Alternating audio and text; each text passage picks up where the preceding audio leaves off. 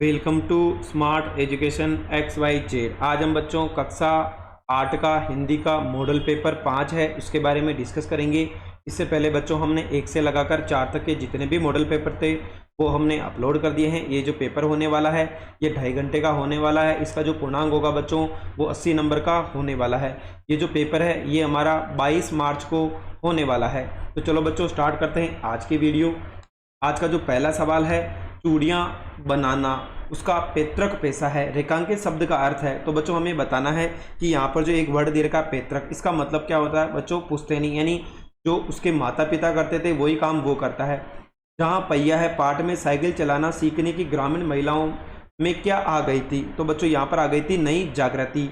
दीवानों के अस्थि पाठ में दीवाने हमेशा क्या काम करते थे? तो बच्चों दीवाने हमेशा पर के आबाद रहने का। अभी भी एक रेलगाड़ी जाती है गंतव्य तक, रेखांकित शब्द का अर्थ है।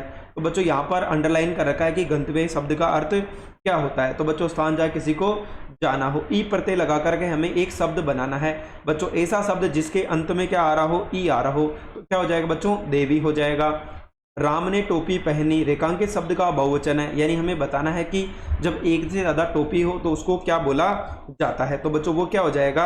अगर हम बात करें क्वेश्चन नंबर 6 की तो क्या हो जाएगा? टोपियाँ।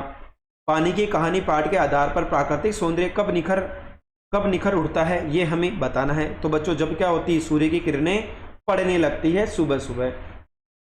यशोदा कृष्ण की भोली बातें सुनकर क्या आशीर्वाद देती है? तो बच्चों वो उसको चिरंजीवी रहने का आशीर्वाद देती है।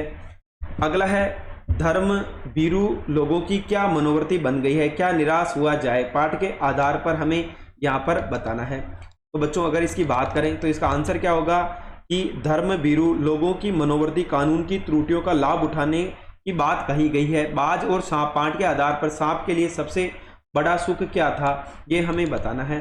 तो बच्चों सबसे अलग, सबसे दूर, अपनी गुफा का स्वामी बनकर रहना सबसे बड़ा सुख था। सुदामा अपने गांव वालों से किसके संबंध में पूछा करते थे? सुदामा पांडे गांव वालों से अपनी टूटी फूटी झोपड़ी के संबंध में पूछ रहे थे। एक देश की धरती दूसरे देश को सुगंध भेजकर क्या संदेश देती है? भगवान डाके, पाठ के आधार पर समझाइए। एक देश की धरती दूसरे देश के सुगंध भेजकर हमें सद्भावना एवं एकता का संदेश देती है। उपसर्ग लगाकर हमें 2 शब्द बनाने हैं, यानी बच्चों किसी शब्द के शुरू में उप लगाना है। तो बच्चों क्या हो जाएगा? पहला हो जाएगा उपवन, अगला क्या हो जाएगा बच्चों? उपकार, यानी दोनों क्या है? उप लगा करके बनाए गए उपसर्ग के शब्द है। अमृत का उल्टा क्या होता है बच्चों? विलोम शब्द विष है। तो इसी प्रकार हमें बताना, पहला शब्द है पुरस्कार, दूसरा है शयन, इनका हमें उल्टा शब्द बताना है। तो बच्चों पुरस्कार का क्या हो जाएगा? तिरस्कार हो जाएगा। अगला है शयन, शयन यानी क्या होता है बच्चों? जागरण हो जाएगा, यानी सोना, और इसका मतलब होता है जागे रहना। अगला है क्वेश्चन नंबर 15, ऐसा जैसे सारी बस ही इंजन है और हम इंजन के भीतर बैठे हैं। बस की यात्रा पाठ के आधार पर लेखक ने ऐसा क्यों कहा? लेखक को ऐसा इसलिए लगा क्योंकि जब बस को स्टार्ट किया गया तब पूरी बस जोर की आवाज़ करती हुई हिलने लगी। ऐसे में लेखक और उसके मित्रों को लगा कि सारी बस ही इंजन है और वे इंजन के अंदर बैठे हैं। अकबरी लोटा पाठ में झाऊलाल की आर्थिक स्थिति क्या थी? तो झाऊलाल की आर्थिक स्थिति बहुत अच्छी नहीं थी। वे काशी के कटेरी बाजार में रहते थे। नीचे की दुकान में 100 रुपये निकाल कर मिल गया था। दोनों पति पत्नी उसी के सहारे अपना घर चलाते थे। अगला है बच्चों, हमें सप्रसंग व्याख्या करनी है। हम तो केवल यह आंकते हैं कि एक देश की धरती दूसरे देश को सुगंध बेचती है और वह सौरभ हवा में तैरते हुए पक्षियों की पांखों पर तिरता है और एक देश का भाव दूसरे देश में पानी बनकर गिरता है। प्रसंग हो जाएगा ये पद्यांश श्री, किसके द्वारा लिखा गया है? रामधारी सिंह दिनकर द्वारा रचित। कविता का नाम है भगवान के डाकिया से लिया गया है। यहाँ कवि ने बताना चाहा है कि पक्षी और बादल भगवान के डाकिया है जो स्वतंत्र भाव से पूरित होकर विश्व बंधुत्व का संदेश एक देश से दूसरे देश तक पहुंचाते हैं। व्याख्या कवि बतलाता है कि धरती का एक प्रदेश के फूलों की सुगंध हवा के तैरकर पक्षियों के पंखों द्वारा दूसरे देश में बिना किसी बाधा अर्थात रुकावट के जाती है। एक देश में बादल बनते हैं, दूसरे देश में बरसते हैं। भाव यह है कि प्रकृति न किसी बंधन में बनता है, न किसी के प्रति कोई भेदभाव रखती है। मनुष्य को भी इस राह पर चलना चाहिए, आपसी भेदभाव को मिटाकर प्रेम पूर्वक रहना चाहिए। कवि हैं विश्व एकता का संदेश देता है। निम्नलिखित मुहावरे का अर्थ बताना है। प्राण गंवाना, बलिदान देना। सैनिक सीमा पर लड़ते लड़ते अपने प्राणों का क्या कर देते हैं? बलिदान कर देते हैं।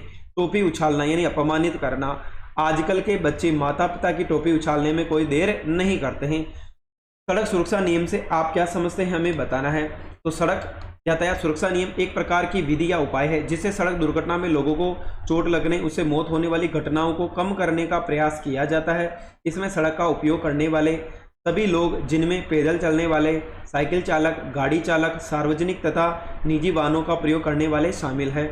परिवेश को कौन कौन से हानि पहुंचती है, वे लोग जो शराबी या नशेबाज होते हैं वो हल्ला करते हैं, कुछ लोग जो घर का कूड़ा कचरा खुले में फेंक देते हैं, सड़क के किनारे या नाली में पेशाब करते हैं, कुछ गंदे बच्चे नालियों में शौच कर जाते हैं, कुछ लोग पेयजल के स्थानों पर व्यर्थ पानी बहाते हैं।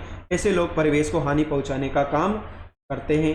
अगला है, नीचे दिए गए शब्दों को हमें रिक्त स्थानों में भरना है। ज्ञान, तीर्था, अब, पूत, हस्ती और बच्चों। कह कंचल के अब धाम सुहावत, सूर श्याम को हटकी न राखे, तेही पूत अनोखो जाए।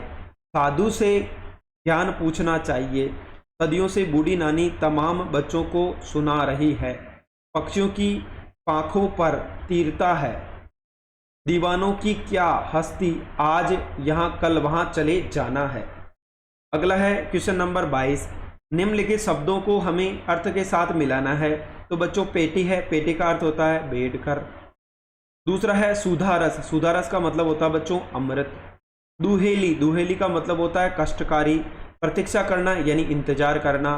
पाखो यानी क्या हो जाएगा बच्चों, पंख हो जाएगा। आलम यानी माहौल हो जाएगा।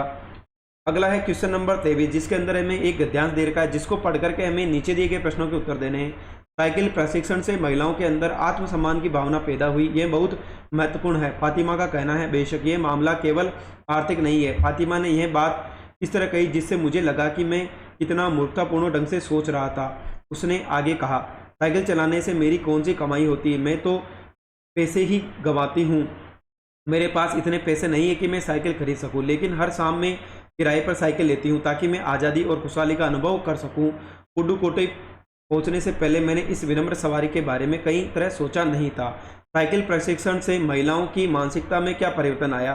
तो साइकिल प्रशिक्षण से पुडुकोट्टई की महिलाओं में मानसिकता में आत्मसम्मान की भावना उत्पन्न हुई और आर्थिक सुधार हुआ था। अगला है बच्चों यहाँ पर कि फातिमा साइकिल चलाकर क्या अनुभव करती थी। तो फातिमा किराए पर साइकिल लेकर चलाती थी, उससे वह आज़ादी और खुशहाली का अनुभव करती थी। लेखक ने कभी भी क्या नहीं सोचा था, लेखक ने कभी भी यह नहीं सोचा कि साइकिल जैसी साधारण सवारी भी ग्रामीण महिलाओं के जीवन में इतना बदलाव ला सकती है और उनके लिए आज़ादी का प्रतीक बन सकती है। फातिमा किराए की साइकिल क्यों लेती थी?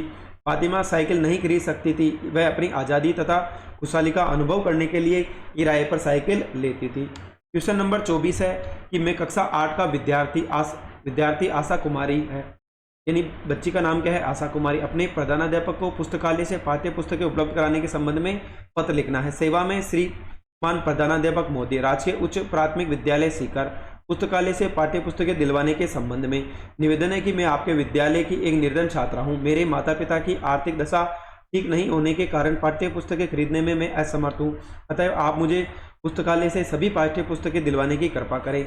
यहाँ पे बच्चों जो भी उसका नाम है वो आपको लिखना है, आशा कुमारी, और कक्षा और साथ में आपका जो भी वर्ग है वो। क्वेश्चन नंबर 25 है जिसके अंदर आपको किसी एक विषय पर निबंध लिखना है। पहला है जल है तो जीवन है, जीवन में अनुशासन का महत्व, बेटी बचाओ बेटी पढ़ाओ, मेरा प्रिय त्योहार होली। तो बच्चों आज हम यहाँ पे जो विषय देखेंगे निबंध में वो है जल है तो जीवन है। प्रस्तावना, इस दृष्टि से जल ही जीवन का मूल आधार है। धरती पर जल के कारण ही पेड़ पौधे, वनस्पतियां और जीव जंतुओं का जीवन सुरक्षित है, इसलिए कहा गया है कि जल है तो जीवन है, जल ही अमृत है। जल संरक्षण के प्रति अपने उत्तरदायित्व। हमारी प्राचीन संस्कृति में जल संरक्षण का उचित ध्यान दिया जाता था। नदियों तथा तालाबों को स्वच्छ रखा जाता था। कुओं, बावड़ियों, झरनों आदि जल स्रोतों को सुरक्षा दी जाती थी, परंतु वर्तमान में जल संरक्षण के प्रति ऐसी उपेक्षा की जा रही है। जल संकट एवं संरक्षण, आजकल सब और प्रदूषण फैलाने में तालाब, कुएं, बावड़ियां आदि सूख रहे हैं।